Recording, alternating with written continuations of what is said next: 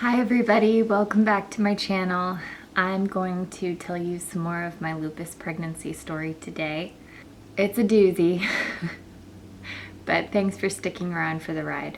So after I had left the ER for the second time, I had all of these referrals to different doctors. I had cardiologist, a referral to a rheumatologist, which I was a little bit nervous about given my previous experience with a rheumatologist, but I was definitely done talking to my primary doctor about my lupus because I was completely convinced that he did not have a handle on it and he was not equipped to handle it in the way that I needed, in a way that didn't consistently leave me back in the ER. So I had mentioned before that I couldn't take any deep breaths. I was not able to cough, laugh, sneeze, cry, or yawn through this entire time.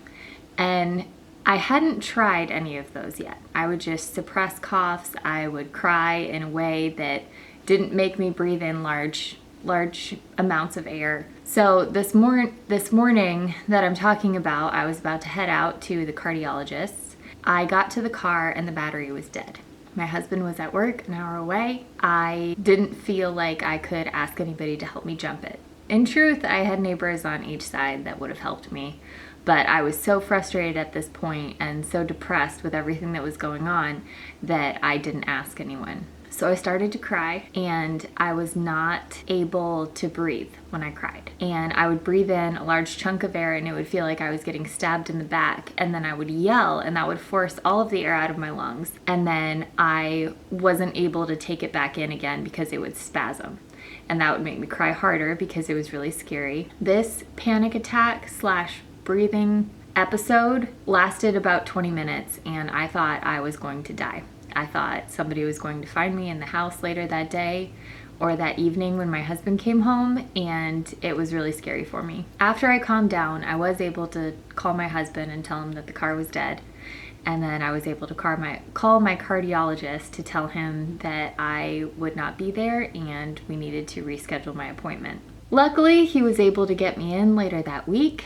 And after a few really tough days of just waiting and not doing anything that would have made my breathing any worse, I was able to see him. The doctor looked at my ultrasound of my heart and he looked at my medical records and my blood test, and he told me that the only reason he was not hospitalizing me right then for 2 weeks was because he said I didn't have a job and he felt like he could trust me to stay home and stay in bed. He prescribed me 300 milligrams of aspirin and refilled my Norco for a 4th time. Was it 4? Was it 5 at this time? It was either 4 or 5 times. I got a lot of Norco during this time. He wanted to see me again in 3 weeks to make sure that my condition was improving, and he said stay off my feet. He only wanted me to go to the kitchen to get food or go to the bathroom when I needed it, but he did not want me to go outside. He did not want me to walk to the mailbox. So I did that. I went home, and the only things that I ended up doing were going to doctor's appointments for the next few months. If you've been following along to my story at this time, you can probably guess that this was very disheartening for me. I had just come off of being bedridden, and I was excited to be able to do things like just go to the grocery store or go to the gym. At the time, I was involved in water aerobics, which was very gentle. I basically didn't do anything but stand there in the water, but I was still very sore afterwards. At this time, I was 9 weeks pregnant and it was time for me to have an internal ultrasound. My doctor came in and started the ultrasound and I was very nervous. 9 weeks, I had had a lot of Norco, a lot of aspirin, and even though everybody said it was safe for my stage of pregnancy, I was still nervous and I knew that my stress and pain level could not have been good for the little fetus inside me. But as soon as the little probe got to my uterus, you could see my son wiggling around. He was so active, he was trying to get away from the camera. Just so small, very small. But she was laughing because he had really big feet. He had a really big head and he had really big feet. And typically fetuses that are 9 weeks don't really have feet that are noticeable, but my son did. They were really big. And so my husband and I did go to that appointment together, and we were really encouraged and really excited on the way back. It did take a little bit longer for me to get into my rheumatologist. There were some mix-ups where somebody scheduled me for an appointment that wasn't long enough for an actual intake. So that was another thing that was a little disheartening, but a couple weeks later, I was able to get into my rheumatologist. There are a lot of things about this story that were definite turning points for me, and meeting her was absolutely one of them. I was alone when I went to meet her for the first time, and I filled out the new patient paperwork. And one thing that I'm sure anyone with chronic pain can relate to is that I downplayed my pain. If I could walk, it was a good day. My pain level was about at an 8, but I could walk, so it was a good day, so I would say that it didn't hurt. To me, having something in pain was either red or swollen, or I was unable to move it. Those were the things that I considered to be in pain or not, even though everything hurt. Every single joint on my body hurt, from my jaw to the base of my spine, even down to toes or your pinky finger. You don't really think about your pinky finger hurting. So she had this sheet that I was supposed to fill out, and it had different parts of the body that you could circle if they hurt. I circled about 4 or 5, and I thought that was good enough. I rated my pain scale, I rated my mood, and I went back to see her. She is one of my favorite doctors that I've ever had. I still go to her. She was able to see me all the way from that first meeting into remission. She's absolutely amazing. But that first meeting, she started looking at my markers, and she started looking at my recent tests and looking at my mood and just looking at the entire situation. And then she looked at my new patient paperwork. In the new patient paperwork, there was a lot of things that indicated that I was not in that much pain. But like a good doctor, she used all the resources and information available to her. And so she actually got out another sheet, another pain monitoring sheet. And she started asking me very specific questions. What does it feel like right now? And I would say it's very stiff. And she would say, does it hurt to move it? And I would say yes. She started just going around and asking specific questions about my shoulders or my elbows or which fingers hurt. And she started marking all over that new patient paperwork where I hadn't had the guts to. I didn't want to. It was like I was so used to being in pain all over my body, I didn't want to complain about it. It was getting old to complain about it. But she sat with me that entire time and very slowly got a full picture, an accurate picture of just how much pain I was in. She made sure to remind me to take my time with everything. She encouraged me with stuff. She was absolutely amazing. She ordered some more blood work and asked to see me back in just a few weeks. One of the things she told me in that meeting was that one of the reasons why lupus moms are high risk is because they can make either an SSA positive antibody or an SSB positive antibody. Both can cause birth defects in the fetus, specifically with the heart. Not all mothers of lupus make them, but there is a high enough percentage where they check all mothers with lupus. The heart defect that it can cause is something called heart block. That is where the valves tend to be slower, opening and closing, causing different rhythmic problems in the heart.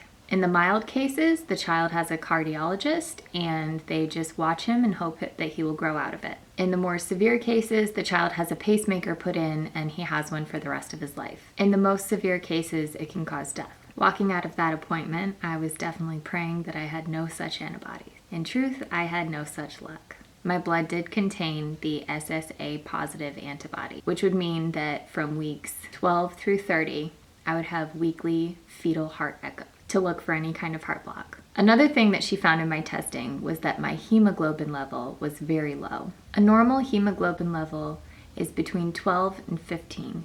My hemoglobin level when she took it was 9.8. She sent me to hematology, and I had to wait a few more weeks for that referral to go through and to get an appointment. And one thing that not everybody knows about hematology is they're typically cancer doctors. So I had to go to the cancer wing of IU downtown.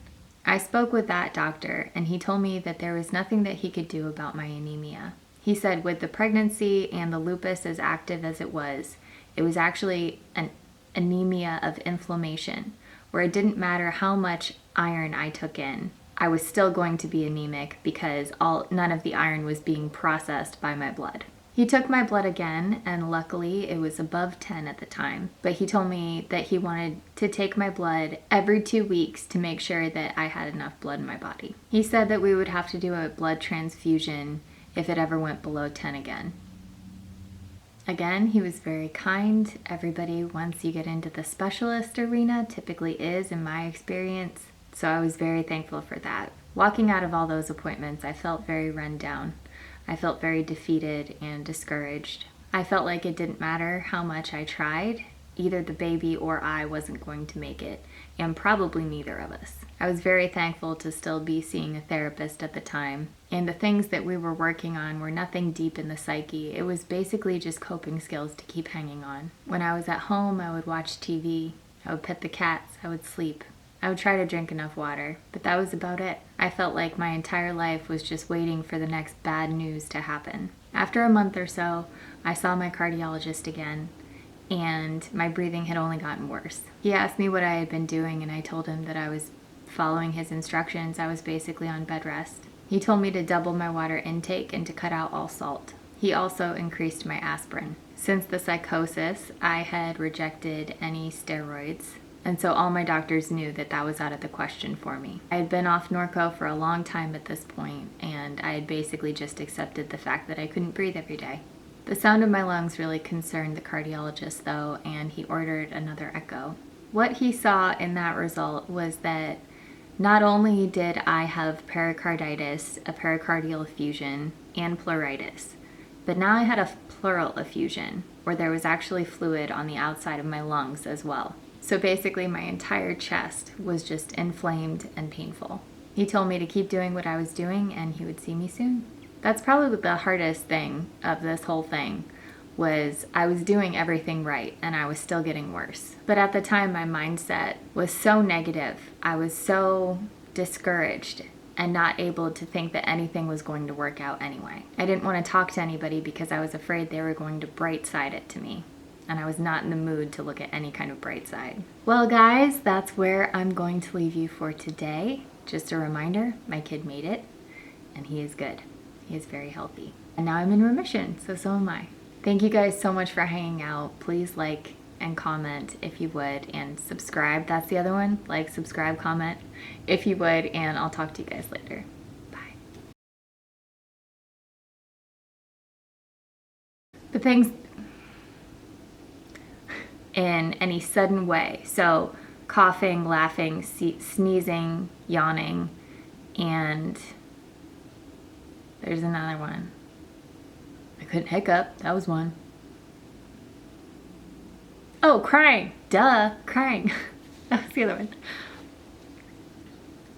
I was not able to cough, laugh, sneeze, cry, or hiccup. Fuck. I don't really remember. And I did not write it down.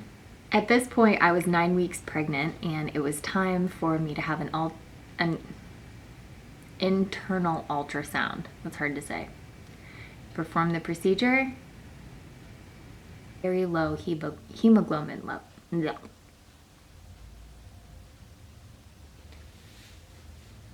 A normal hemoglobin level